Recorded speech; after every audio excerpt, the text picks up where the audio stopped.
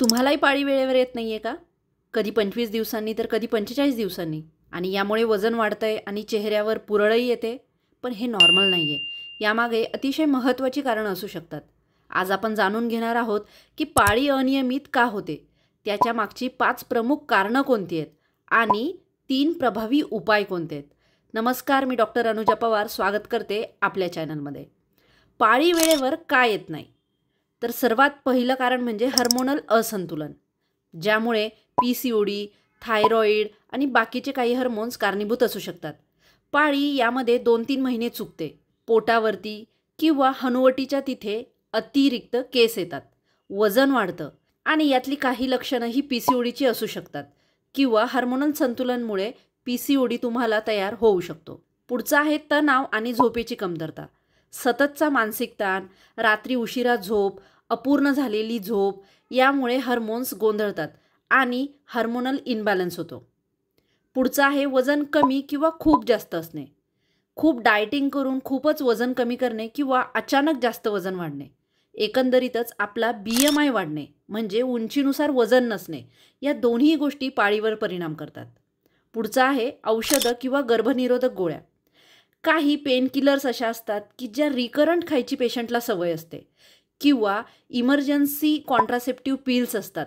त्या देखील अचानक आपली पाळी बिघडवून टाकतात आणि हार्मोनल इनबॅलन्स घडवून आणतात.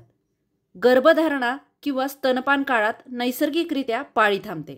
हे 5 कारणं अशी आहेत की ज्यामुळे पाळी वेळेवर येत नाही. बरं, मग आता पाळी वेळेवर येत नाही याच्यासाठी उपाय काय? तर घरच्या घरी करण्यासाठीचे जे उपाय आहेत, ज्यांची थोडी बहुत पाळी बिघडलेली आहे त्यांच्यासाठी. परंतु जर तुम्हाला PCODची लक्षणं दिसत असतील, ही पाळी बिघडायला जास्त कालावधी झाला असेल, तर तुम्ही डॉक्टरांकडे जाणं अपेक्षित आहे. मी जे ह्या गोष्टी तुम्हाला सांगणार आहे त्या जर तुमची थोडीशी पाळी बिघडलेली असेल तर तुम्हाला हे करून बघायला अजिबात हरकत नाही.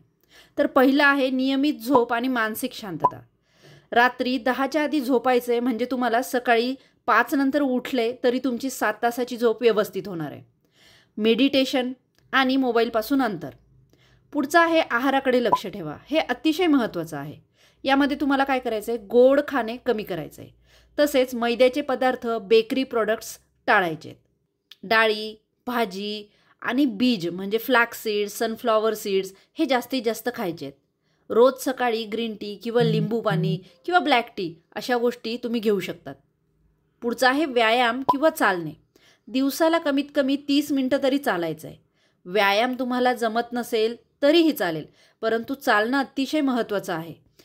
तुमचं वजन आहे त्या वजनापेक्षा 1.5-2 किलो जरी कमी झालं तरी तुम्हाला पाळीमध्ये 60 ते 70% सुधारणा दिसते. तुम्ही हे करून बघा. मी खूप पेशंट्सवर अनुभवलं आहे म्हणून तुम्हाला सांगते. आणि सलग जर 2-2.5 महिने पाळी चुकली असेल तर डॉक्टरांचा सल्ला नक्की घ्या. जर गरज वाटली तर डॉक्टर तुमच्या काही तपासण्या नक्की करू शकतात. पाळी वेळेवर यावी यासाठी ही माहिती तुम्हाला फायद्याची वाटली का? कमेंटमध्ये नक्की सांगा. अशाच उपयोगी व्हिडिओंसाठी सबस्क्राईब करा आणि शेअर करा आपल्या मैत्रिणींना. धन्यवाद.